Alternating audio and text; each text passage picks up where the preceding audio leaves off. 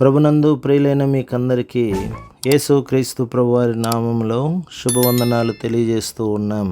ఎడారిలో సెలయేర్లు అనే దిన ధ్యానము కొరకై స్వాగతం.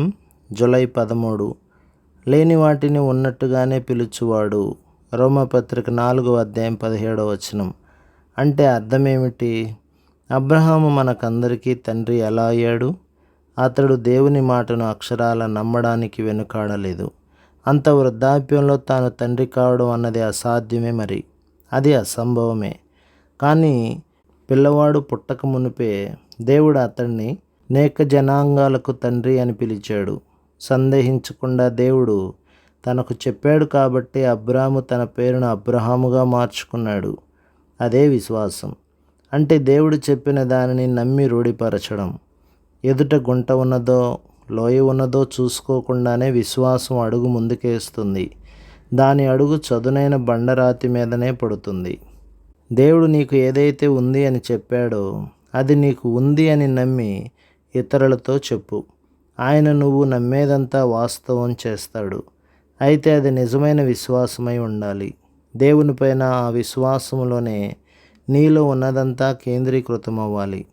నమ్మిక ద్వారా తప్ప మరి దేని మూలంగానూ జీవించడం ఇష్టపడకండి. కళ్ళకు కనిపించే ప్రతి దీపము ఆరిపోయినా, నింగిలోని ప్రతి నక్షత్రానికి గ్రహణం పట్టినా, అంతా ఇడుములు చీకటి కప్పేసిన, కేవలం దేవుడు నీలో విశ్వాసం అనే దీపాన్ని వెలిగించి తన తేజస్సును కాంతిని నీ హృదయంలో నింపితే చాలు. నీకేమీ పర్వాలేదు. నువ్వు వాలిన అపనమ్మకం కొమ్మ నుండి దూకేయాలి. ఇహలోకపు క్షేమాలనే గూడును వదిలి బయటికి రావాలి. విశ్వాసం అనే రెక్కలు విదిల్చి ఎగరాలి. పక్షి పిల్లలు కూడా మొదటిసారి బయటికి వచ్చినప్పుడు అవి అంతకుముందు ఎప్పుడూ ఎగిరి ఉండలేదు కదా. ఒక సమయం వస్తుంది ఎగరడానికి. నేల రాలిపోతానేమోనని భయం వాటికి ఉండవచ్చు. కానీ అవి క్రింద పడవు.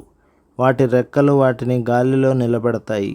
ఒకవేళ రెక్కలకింకా బలం రాక అవి పడిపోతూ ఉంటే తల్లి పక్షి వాటి క్రిందకు ఎగిరి వెళ్ళి తన రెక్కల మీద వాటిని సురక్షితంగా ఉంచుతుంది.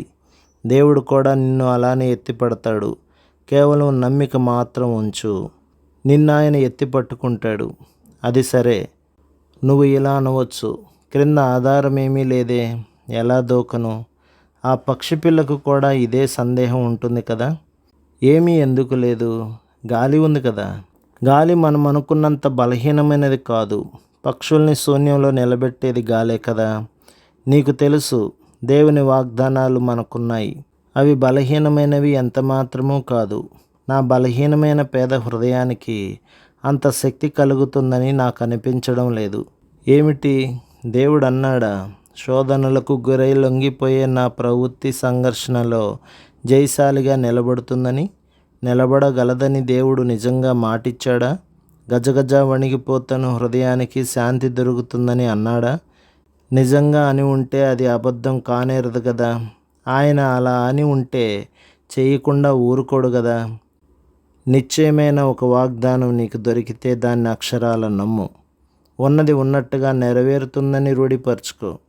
ఈ ప్రమాణ వాక్యం నీ పక్షాన ఉంది. వాక్యమే కాదు, ఆ వాక్యాన్ని పలికిన దేవుడే నీకున్నాడు. నిజంగా చెబుతున్నాను, ఆయన్ని నమ్ము. ప్రభు మిమ్మును మీ కుటుంబమును మీ సంఘమును దీవించి ఆశీర్వదించునుగాక. ఆమేన్.